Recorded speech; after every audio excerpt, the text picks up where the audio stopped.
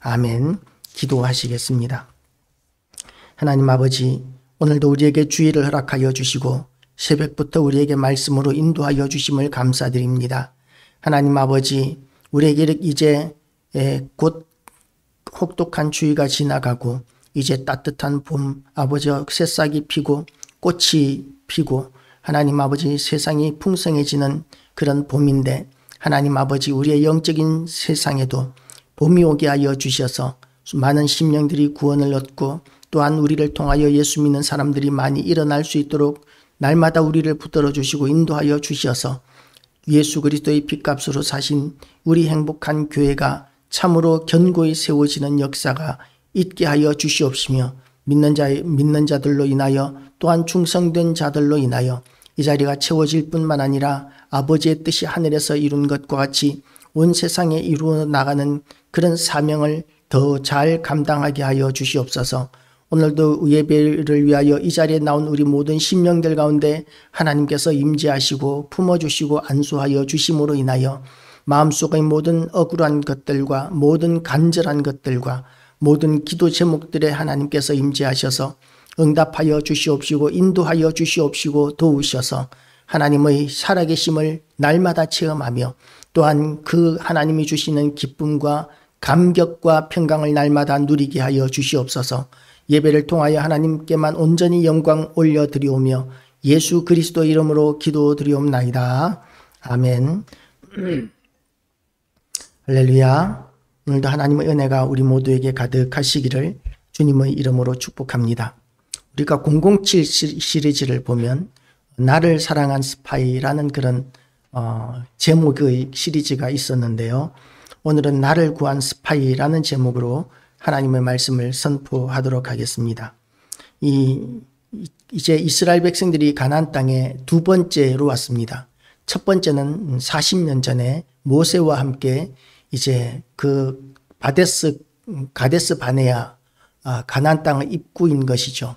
가데스 바네아까지 와서 그곳에서 이제 가나안 땅을 정복하기 위하여 12정탐꾼을 보낸 일이 있었습니다.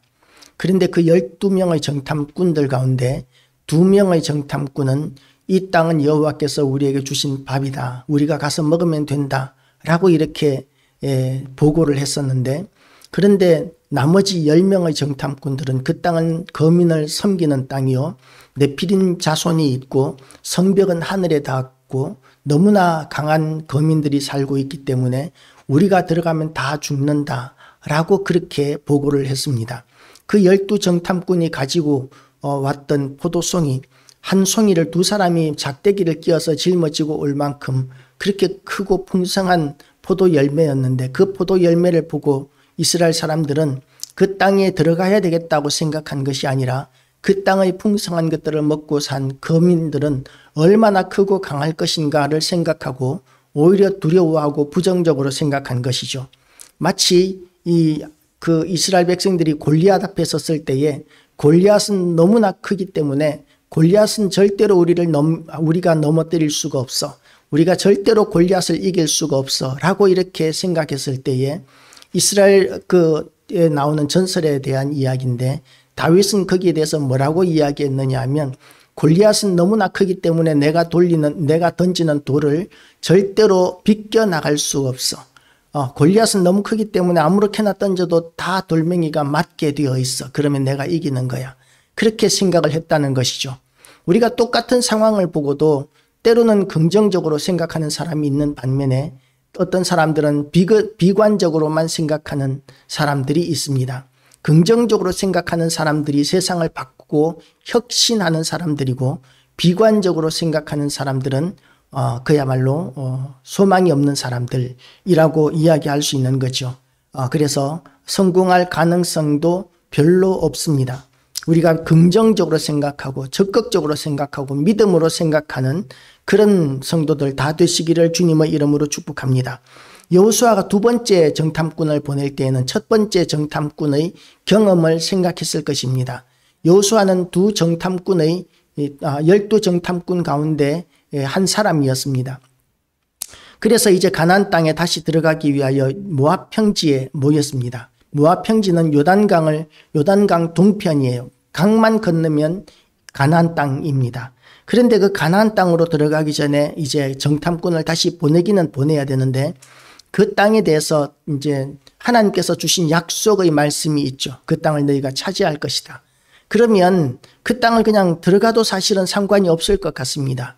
그런데 여호수아는 주도 면밀하게 하나님께서 주신 약속이기는 하지만 그냥 뭐라 그럴까요? 게으르게 나태하게 그냥 발길 닿는 대로 인도하는 대로 가는 것이 아니라 하나님께서 인도하시는 길이기는 하지만 주도 면밀하게 자기가 해야 될 일들을 성실하게 잘 감당하고 있는 것이죠.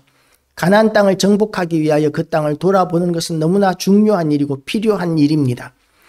그런데 정탐꾼을 지난번에 12명을 보내보니까 의견이 갈라지게 되고 그리고 결국은 실패를 했던 그런 경험이 있었습니다. 그러니까 이번에는 정탐꾼을 2사람을 보내는데 아마도 여호수아가 보기에 굉장히 신실하고 믿음이 있는 사람을 선택했을 것입니다.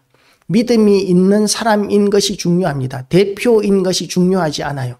12정탐꾼을 보낼 때에는 각 지파에서 대표자들을 뽑아서 보냈는데 그런데 이번에 보낼 때에는 2명을 보냅니다. 2명을 보내는데 조건이 믿음이 있는 사람을 보내는 것이죠. 만약에 그렇지 않았다면 이 또 2번째 이 정탐꾼도 비관적인 이야기를 하고 실패할 수 있기 때문에 이 본문의 2장의 내용을 보면 이 2 정탐꾼이 참 신실한 사람이었다라는 것을 우리는 알 수가 있습니다. 뒷부분에 보면 이 라합에게 은혜를 입고 나니까 이 2사람이 이제 그 은혜에 대해서 어떻게 보답하느냐 하면 누구든지 내 집문을 나가서 거리로 나가면 이렇게 19절 하반절만 보겠습니다. 누구든지 너와 함께 집에 있는 자에게 손을 대면 그의 피는 우리의 머리로 돌아오려니와 생명을 걸고 이 라합의 은혜에 보답하고 약속을 지키겠다라고 이렇게 이야기하고 있는 것이죠. 그래서 이 2사람은 그렇게 볼 때 참 신실한 사람이다 라고 이렇게 생각할 수 있습니다. 어떤 사람들은 대의를 위하여 소의는 희생되어야 한다라고 생각하지만 그러나 우리 믿음의 사람들에게는 과정도 중요한 것이죠. 대의를 위해서 소의를 무조건 희생하는 것이 아니라 무엇이 옳은 것인가 라는 것이 더 중요합니다. 과정도 진실하고 거룩해야 되는 것이죠. 이 2 정탐꾼이 이제 가나안 땅에 들어가서 라합이라 하는 기생의 집에 들어가 거기서 유숙하더니 이 기생의 집은 성벽에 있는 집이었습니다. 여리고성은 고고학적으로 이렇게 발굴을 해보면 성이 2중으로 되어 있습니다. 외벽이 있고 내벽이 있습니다. 그리고 그 외벽과 내벽 사이에 그 안에 사람들이 집을 짓고 살고 있는 거죠. 좁은 공간이기 때문에 앞뒤 담은 있는 성벽을 사용하고 옆으로만 이 칸막이만 막아서 이렇게 집을 만들어서 사는 사람들이 많았었는데 기생 라합은 그 성벽 안에 사는 사람들 가운데 하나였고 그 성벽 안에서 숙박업을 하는 사람이었고 그리고 또한 직업이 기생이었다라고 이야기하는데 여기서 기생이라는 것은 신전에서 자기들이 섬기는 신전에서 몸을 파는 여인이라고 이렇게 보면 됩니다. 그렇지만 그것이 신전에서 이루어지는 것이기 때문에 그 지역의 사람들에게 있어서는 부끄러운 일로 여기지 않았을 것입니다. 그러니까 무엇이 부끄러운지에 대한 그런 도덕성마저도 하나님을 떠난 사람들에게 있어서는 무뎌질 수 있다는 것을 보여주고 있는 것이죠. 그런 몸을 파는 기생이 이제 숙박업을 하고 있는 거기에 이제 유숙을 합니다. 거기에는 많은 사람들이 들락거리기도 하고 그렇기 때문에 이 여리고성의 어떤 정세를 파악하는데 굉장히 유리한 그런 집이었을 것입니다. 그런데 그 여리고성에서는 난리가 나고 있었어요. 왜냐하면 강 바로 건너편에서 어마어마한 이스라엘 백성들이 지금 모여 있는 거예요. 그리고 그들이 강을 건너려고 하고 있습니다. 그 어마어마한 백성들이 강을 건너 들어오면 아무리 여리고성이 견고하다 할지라도 그 어마어마한 백성들 앞에서는 바람 앞에 등불과 같은 그런 위태로운 상황이 되는 것이죠. 그런 견고한 성이 때문에 싸워 볼만하다고 생각할 수도 있었겠지만 굉장히 긴장을 하고 그리고 대비를 할 수밖에 없는 상황이었습니다. 그런 가운데 낯선 외지인 정탐꾼이 이제 이 기생 라합의 집에 들어왔습니다. 그러니까 낯선 사람이 들어왔기 때문에 그 시대의 성읍이 커봤자 얼마나 크겠습니까? 그 낯선 사람이 들어왔으니까 바로 눈에 띄었을 것이고, 그러니까 그것이 바로 보고가, 여리고 왕에게 보고가 들어갑니다. 그리고 즉시 그 정탐꾼을 잡기 위하여 병사들을 보내는 것이죠. 어떤 사람이 여리고 왕에게 말하여 이르되, 보소서, 이 밤에 이스라엘 자손 중의 몇 사람이 이 땅을 정탐하려 이리로 들어왔나이다. 여리고 왕이 라합에게 사람을 보내어 이르되, 내게로 와서 내 집에 들어간 그 사람들을 끌어내라. 그들은 이 온 땅을 정탐하려 왔느니라고 이렇게 확신을 가지고 그 정탐꾼을 내놔라 라고 이렇게 이야기합니다. 그런데 그 여인이 그 두 사람을 이미 숨긴지라. 이르되 과연 그 사람들이 내게 왔었으나 그들이 어디에서 왔는지 나는 알지 못하였고 라고 이렇게 이야기하면서 이제 왕을 속이는 것이죠.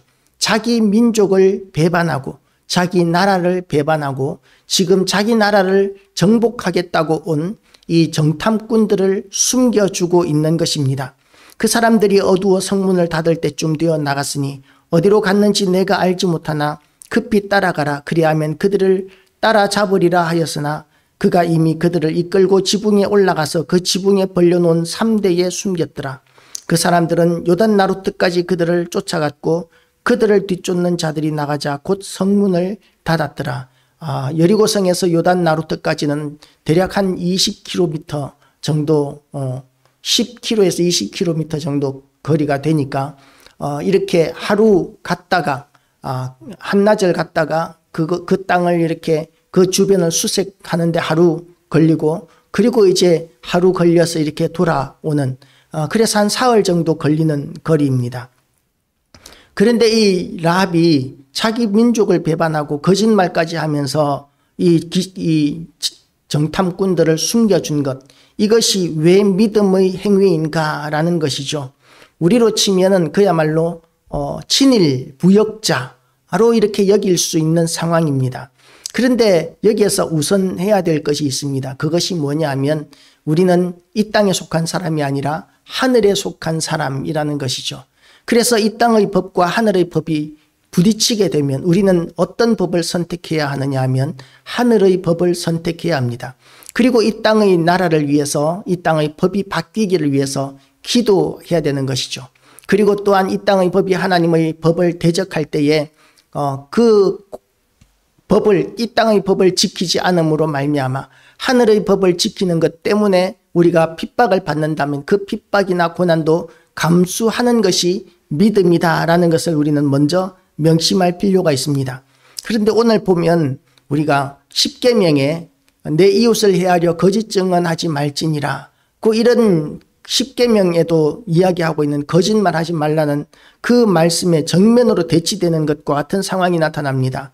이 기생 라합이 정탐꾼을 숨겨주기 위해서 거짓말을 하고 있는 것입니다. 그런데 성경에서는 이 거짓말에 대해서 책망하지 않습니다.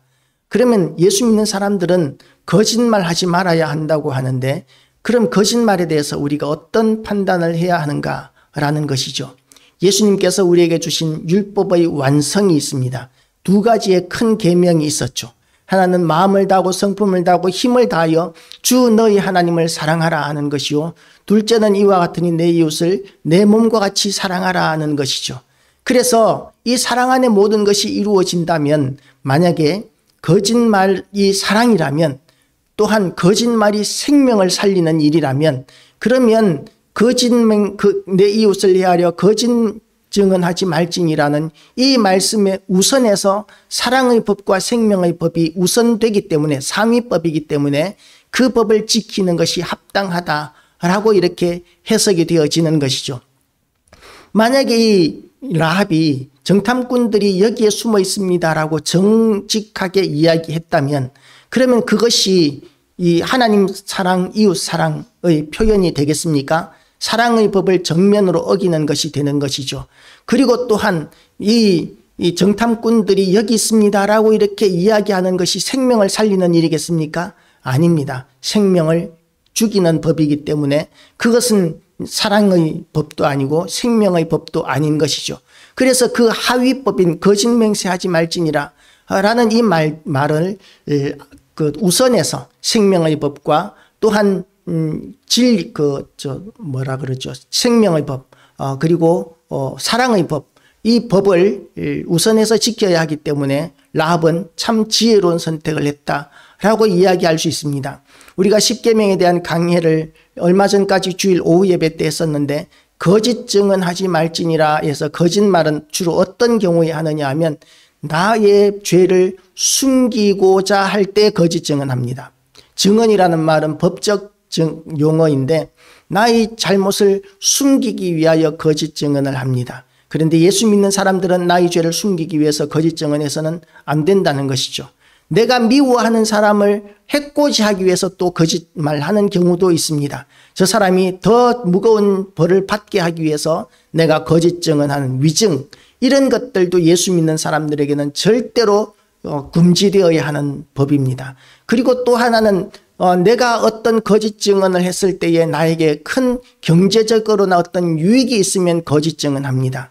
그런 예들이 있었는데 중세의 마녀 사냥이 그러했었습니다. 누구든지 혼자 사는 어떤 여인을 마녀로 이렇게 고발하기만 하면 그러면 그 마녀로 고발당한 그 여인에 대하여 이제 고문에 들어갑니다. 심지어는 어떤 고문이 있느냐 하면 이 돌을 매달아서 물에 빠뜨려 버립니다. 그러면 물에 가라앉게 되는 것이죠. 거기에서 마녀면 살아 올라올 것이고 마녀가 아니면 그러면 물속에 그냥 있을 것이다 라고 이렇게 하면서 물에 빠뜨려 버립니다. 다 그 반대였던가요? 마녀가 아니면 물 위로 올라오게 될 것이고 마녀면 물속에서 이렇게 빠져나오지 못할 것이다. 그러면서 물에 빠뜨려 버립니다. 그러면 이제 그 사람이 마녀로 매도당한 사람은 다 물속에 가라앉게 되고 익사하게 되는 것이죠. 그러면 그 여인이 가지고 있던 전 재산은 저 여자는 마녀다라고 고발한 사람에게 다 귀속되어 버립니다. 그러니까 자기의 경제적인 유익을 위해서 혼자 사는 연약한 과부라든지 이런 또는 정신적인 어떤 질환이 있는 자라든지 이런 여자들을 그 고발을 해가지고 전 재산을 다 빼앗아 버리고 그 여인을 죽여버리는 합법적인 방법이 중세 시대의 마녀 사냥이었습니다. 그런 거짓 증언, 그런 것들을 하나님께서는 정말 진노하시면서 미워하시죠. 그런데 사랑을 위하여 또는 생명을 위하여 거짓 증언하는 것은 그런 십계명의 거짓 증언에 비해서는 상위법이기 때문에 완성된 법이기 때문에 이 라합은 참으로 지혜로운 선택을 했다라고 이야기할 수 있습니다. 그래서 우리는 거짓말을 무겁게 생각할 수 있어야 합니다. 거짓은 거짓의 앞이가 마귀라고 이렇게 이야기했습니다. 우리가 우리의 유익을 위해서 또는 다른 사람을 해치기 위해서 또는 나의 죄를 숨기기 위해서 이런 여러 가지 이기적인 목적으로 거짓말을 하게 되면 그것은 하나님 앞에서 범죄하는 것이고 마귀를 아버지로 인정하는 행위가 됩니다. 그러나 마귀를 아비로 인정하지 않는 거짓말이 되기 위해서는 그것의 바탕이 나를 위한 것이 아닌 사랑이 목적이어야 하고 생명을 살리기 위한 목적이어야 한다는 것이죠. 그러면 이 가나안 땅에 있는 여리고성 사람들의 생명은 생명이 아니냐? 만약에 이 사람들을 정탐꾼을 잡으면 여리고성 사람들을 살릴 수 있는 거 아니냐라고 생각할 수 있겠지만 가나안 땅을 하나님께서 이스라엘 백성들에게 주실 때에는 가나안 땅의 그 죄악이 너무나 관영하여 있었기 때문에 더 이상 동정이나 용서의 여지가 없다고 판단되어서 하나님께서는 그 땅의 모든 백성들을 다 진멸하라고까지 말씀하셨습니다. 심판의 의미로 하나님께서 이스라엘 백성들을 가나안 땅까지 인도하신 것이죠. 오랫동안 하나님께서 참으셨습니다. 이스라엘이 이제 애굽으로 내려가서 430년 동안 애굽에서 살면서 번성하게 되었는데 그 번성하게 하기 위하여 430년이 필요하기도 했었지만 그러나 또한 가나안 땅의 그 죄악이 하나님께서는 그들이 회개하고 하나님 앞에 돌아올 수 있는 기회를 430년 동안 주신 거예요. 그런데 그들은 점점 더 악해지고 점점 더 잔혹해지고 그렇게 해서 더 이상 하나님께서 더 이상 은혜를 내리실 수가 없다고 판단되었을 때 가나안 땅에 이스라엘 백성들을 이끌어 오신 것입니다. 그래서 가나안 땅에 보면 지금도 유적 발굴을 해보면 어린 아이를 항아리에 넣은 그 유골들이 그렇게 많이 있어요. 그 유골들이 장례식을 하기 위한 유골들이 아닙니다. 아이들을 그 자기들이 섬기는 신전에 제물로 드리는 거예요. 어린 아이들을. 그 아기들을 살아있는 채로 불 속에 이렇게 제물로 던져서 아이들이 살아있는 채로 불타오르면서 제물이 되는 거예요. 고통스럽게. 그런 잔혹한 우상 섬기는 일들이 얼마나 많았는지 그런 유골들이 수도 없이 발견되고 있는 것이 그 가나안 땅의 가나안 백성들의 그런 죄악이었습니다. 그러니까 하나님께서 그들에게 대해서 더 이상 용납하실 수 없는 것이죠. 그리고 기생 라합의 이야기도 나오는데 신전에서 신을 섬기는 가운데서 일어나는 온갖 그런 음란한 행위. 그러니까 음행에는 꼭 그 악한 영이 작용하고 있다는 것을 우리는 명심해야 합니다. 마귀는 사람들에게 마음껏 즐기라고 그렇게 유혹을 합니다. 그래서 이 마음껏 이렇게 방탕하게 생활하게 만드는 것, 그것을 통해서 하나님의 진노를 사게 되는 것, 이것이 마귀가 노리는 것이죠. 그런데 우리는 어떻습니까? 마귀를 섬기면, 우상을 섬기면 마음껏 즐겨도 되는데 또한 마귀가 주는 거짓말이 뭡니까? 내가 너에게 원하는 것 다 해주겠다 라고 이렇게 거짓말하는 거죠. 그러니까 거기에 속아 넘어가서 우상 숭배도 하고 마음껏 즐기고 방탕하고 그렇게 하나님의 진노를 사는 삶을 살면서 하나님의 심판에 이르게 되는데, 그런데 지금 가나안 백성들은 하나님께서 하나님의 살아계심을 경험할 수 있는, 접할 수 있는 기회는 많았어요. 왜냐하면 아브라함이 그 땅에서 얼마나 오랫동안 살았습니까? 이삭이 그 땅에서 얼마나 오랫동안 살았습니까? 야곱이 그 땅에서 얼마나 오랫동안 살았습니까? 그 아브라함과 이삭과 야곱이 가나안 땅에서 하나님을 섬기는 모습을 보았고 하나님의 이야기를 들었을 것이기 때문에 그들이 하나님을 선택하고 하나님을 믿을 수 있었습니다. 그러면 그 땅에서 하나님의 축복을 받으면서 영원토록 복을 누릴 수 있었겠죠. 그런데 그 땅에서 그들은 그 복음의 말씀을 받아들이지 않고 아브라함의 하나님, 이삭의 하나님, 야곱의 하나님을 믿지 않고 자기들 나름대로의 우상 숭배를 떠나지 않을 뿐만 아니라 점점 더 악해져 가는 가운데 있었기 때문에 하나님께서 이제 더 이상 참을 수가 없다고 여기시고 이제 그 땅을 진멸하시기 위하여 이스라엘 백성들을 이끌고 오신 것입니다. 그래서 그 땅은 이제 진멸되어야 하는 것이죠. 만약에 진멸되지 않으면 하나님께서 맡기신 그 사명을 이스라엘 백성들이 직무유기하는 것입니다. 만약에 판사가 재판을 하고 형량을 때립니다. 이제 징역 10년 이렇게 형량을 때립니다. 그러면 이제 교도소에 가두고 교도관들이 그 죄수들을 관리해야 하는데 교도관이 판사의 말을 무시하고 그 죄수들을 자기 마음대로 풀어주면 그것은 직무유기가 되는 것이죠. 그와 마찬가지로 하나님께서 이 심판의 그 징벌의 그 사명을 이스라엘에게 주셨기 때문에 이스라엘 백성들은 가나안 땅의 모든 백성들을 진멸을 해야 했었고 그렇게 진멸해야만 가나안 땅의 악한 문화를 또한 닮아가지 않을 수 있기 때문에 하나님께서는 이스라엘을 위해서도 그 땅을 다 진멸하도록 하셨습니다. 그런데 그 땅에 이제 이 라합, 기생 라합도 성전에서 자기들의 신전에서 그렇게 우상 숭배하며 방탕하던 그런 여인이었지만 그런데 숙박업을 하면 많은 사람들이 들랑거리면서 하는 이야기들을 들으면서 박학다식해진다는 그런 점이 있습니다. 이 택시 운전기사들이 굉장히 박학다식하다는 이야기들을 많이 하지 않습니까? 세상 물정 돌아가는 걸 제일 잘 아는 분들이 택시기사들이다라는 그런 이야기들을 하는데 많은 사람들을 접하다 보니까 많은 지식을 얻게 되었습니다. 그런데 하나님에 대한 이야기도 들은 거예요. 많은 사람들이 하나님에 대한 이야기를 들었습니다. 그런데 그 많은 사람들이 하나님에 대한 이야기를 들었는데 온전한 믿음을 가진 사람은 라합 한 사람밖에는 없었던 것 같습니다.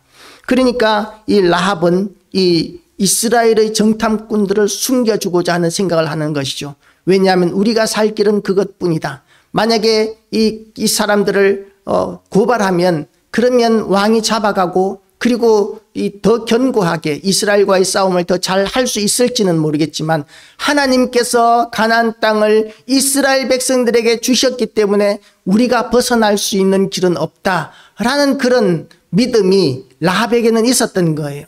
하나님께서 이스라엘 백성들에게 가나안 땅을 주기로 작정하셨으면 막을 수 있는 사람이 아무도 없다. 이 나라가 아무리 여리고성이 아무리 견고하다 할지라도 그 성에서 싸우는 것은 무의미한 일일 뿐이다라는 그런 믿음을 이 라합은 가지고 있었던 것이죠. 이것이 합당한 믿음이다라고 이렇게 이야기할 수 있습니다. 그래서 이 두 정탐꾼을 숨겨주게 된 것이죠. 목숨을 걸고 숨겨주게 됩니다. 왜 숨겨줍니까? 나 살려달라고.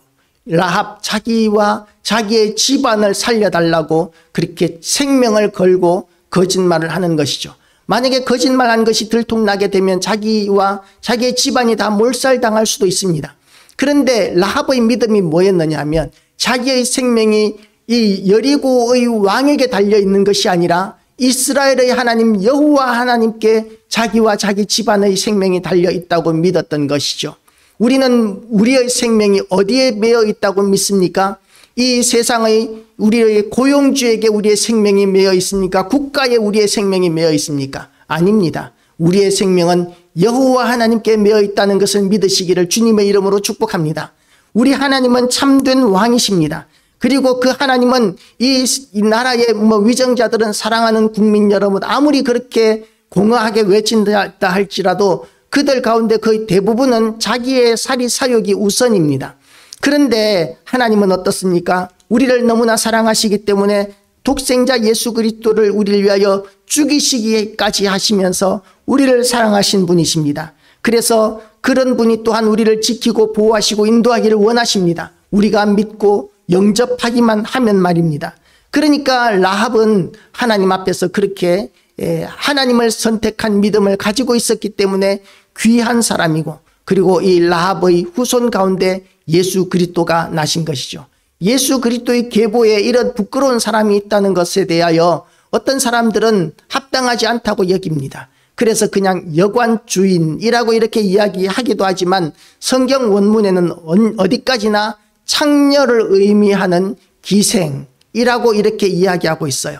창녀라는 말에서 나온 그 원어가 기생입니다. 이 성경 원어에 보면. 그래서 이 천하디천한 이 라합을 하나님께서는 이 믿음을 보시고 귀하게 여기시고 구원하신 것이죠. 그리고 이 라합을 통하여서 라합의 집안까지도 전부 다 구원하시는 일이 일어났습니다. 이것을 보면 하나님께서는 무엇을 기준으로 우리를 판단하시느냐 하면 믿음을 기준으로 우리를 판단하신다는 것을 오늘 본문도 우리에게 가르쳐주고 있는 것이죠. 그래서 하나님께서는 도우십니다. 만약에 이 여리고의 왕이 보낸 이 병사들이 라합의 집을 수색했으면 어땠겠습니까? 그러면 정탐꾼들을 숨긴 것이 금방 드러났을 것입니다. 그런데 이 사람들은 라합의 말을 그냥 곧이곧대로 믿고 정탐꾼들을 잡으러 이 요단강까지 그냥 가는 거예요. 라합의 말을 그냥 믿게 되는 것, 이것이 무엇 때문입니까? 하나님께서 그들의 눈을 가리셨기 때문입니다. 우리는 진실을 분별할 수 있는 영적인 눈이 있어야 되지만 그런데 하나님께서 눈을 가리시면 진실과 거짓을 우리는 분별할 수 없습니다. 어떤 사람들이 이렇게 하나님의 진노 아래 있는지를 우리가 분별할 때 이렇게 보면 저 사람이 사리 판단력, 분별력이 없어지는구나 하는 것을 보면 그러면 이제 그 사람이 이 생명이 끝이구나, 그 사람의 운이 이제는 끝이구나 라는 것을 우리는 판단할 수 있게 되는 것이죠. 우리가 하나님을 선택하는 믿음이 생명이라는 것을 우리는 인식하시기를 축복합니다. 세상이 우리의 생명을 좌우하는 것 같고 또한 온 나라가 또는 위정자들이 또는 정치가들이 이 우리의 생명을 좌우하는 것 같지만 우리의 생명은 하나님께 달려 있습니다. 라합은 그것을 알았던 사람이에요. 온전한 믿음을 가진 사람이라고 이야기할 수는 없습니다. 라합은 무엇을 두려워했느냐 하면 여호와 하나님을 믿는 이스라엘 백성들을 두려워한 거예요. 이스라엘 백성들의 숫자가 많고 하나님께서 도우시니까 이 요단 동편의 그 강대한 나라들을 다 진멸할 수도 있을 만큼 그렇게 하나님은 이스라엘을 도우셨고 이스라엘은 강대한 나라다라는 것을 알았기 때문에 여리고성도 결국 그렇게 무너질 것이라고 생각한 것이죠. 우리도 하나님이 우리의 진정한 하나님이시고 우리의 구원자이심을 우리는 또한 인식해야 합니다. 자, 이제 이 라합이 이 정탐꾼들을 창문에서 줄로 달아내립니다. 그의 집이 성벽 위에 있으므로, 성벽 위에 있다는 것은 이제 옥상이 성벽 위와 통한다는 것을 의미하는 것이겠죠. 그렇게 성벽 위에서 줄을 달아서 내려서 이렇게 탈출을 시켜줍니다. 다른 곳으로는 탈출할 수 없는 것이죠. 왜냐하면 성문은 이미 병사들이 지키고 있기 때문에 그 성벽 위에서 달아내림으로 그 병사들이 그 정탐꾼들이 이제 숨습니다. 라합이 그들에게 이르되 두렵건대 뒤쫓는 사람들이 너희와 마주칠까 하노니 너희는 산으로 가서 거기서 사흘 동안 숨어 있다가 뒤쫓는 자들이 돌아간 후에 너희의 길을 갈지니라. 만약에 막바로 도망가면 어떻게 됩니까? 이 여리고성에서 요단강까지는 들판이에요. 아주 황량한 광야길입니다. 어디 숨을 만한 곳이 없어요. 그러니까 멀리서도 사람이 있으면 금방 보입니다. 그러니까 막바로 도망을 가면 잡히게 되어 있는 것이죠. 그러니까 지혜롭게 사흘 동안 숨어 있으라고 그럽니다. 아까 말씀드린 것처럼 이 쫓는 자들이 요단강까지 가는데 하루, 그리고 요단강에서 수색하는데 하루, 그리고 돌아오는데 하루, 그렇게 사흘이 지나고 나면 이제 추적자들이 없기 때문에 그때 가면 안전할 것이다 라는 것이죠. 그리고 언약을 합니다. 그 사람들이 그에게 이르되 내가 우리에게 서약하게 한 이 맹세에 대하여 우리가 허물이 없게 하리니 우리가 이 땅에 들어올 때에 우리를 달아내린 창문에 이 붉은 줄을 메고 내 부모와 형제와 내 아버지와 가족을 다 내 집에 모으라. 누구든지 내 집 문을 나가서 거리로 가면 그의 피가 그의 머리로 돌아갈 것이요 우리는 허물이 없으리라. 그러나 누구든지 너와 함께 집에 있는 자에게 손을 대면 그의 피는 우리의 머리로 돌아오려니와. 자, 이 붉은 줄은 뭘 의미하느냐 하면 이스라엘 이 출애굽할 때에 하나님께서 어린 양을 잡아서 문인방과 설주에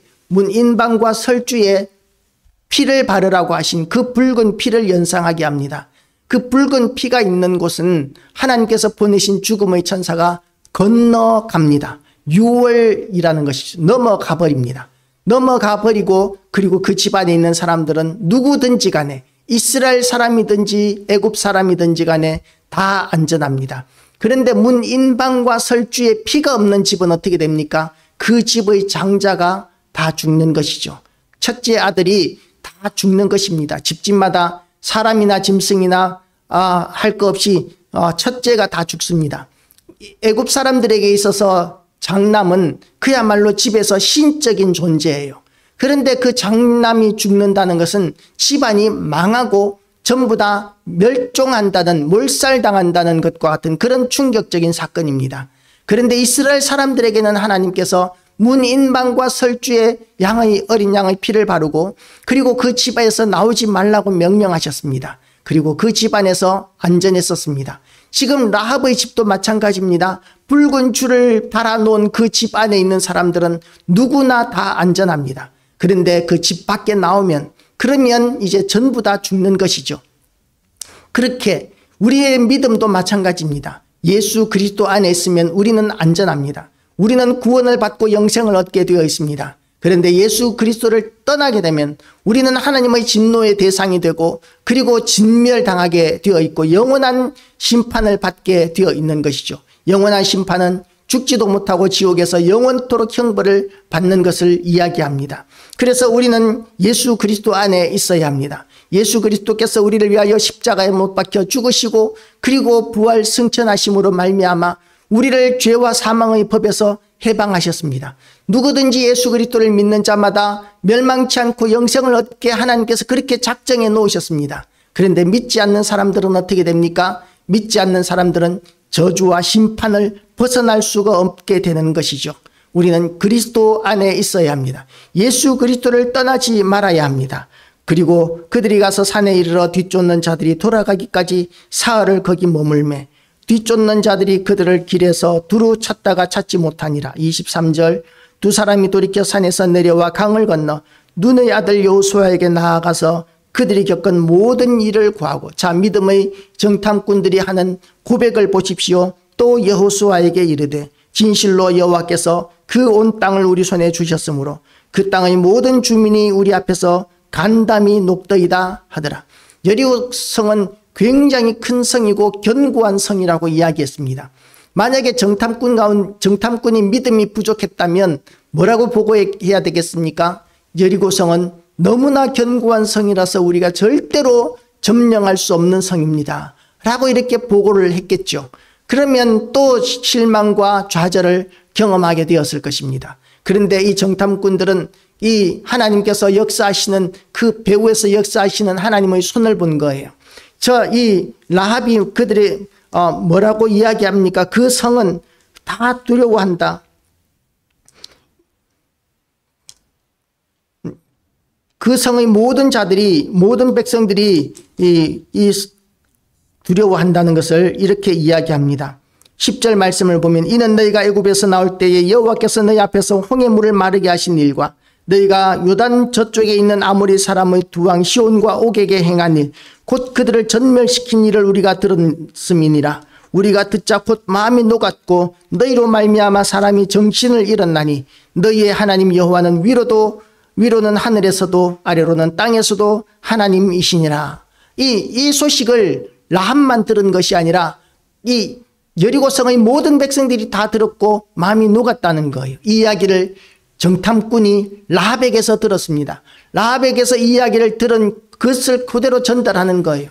부정적인, 여리고성은 너무나 견고하고 너무나 높은 성벽이라서 절대로 우리가 점령할 수 없습니다 라는 보고를 할 수도 있었겠지만, 그러나 그들은 하나님께서 그 성을 우리에게 주셨습니다, 그 땅의 모든 주민이 우리 앞에서 간담이 녹더이다 라고 이렇게 이야기하면서 이스라엘 사람들에게 힘과 용기를 주는 것이죠. 이것이 믿음의 보고입니다.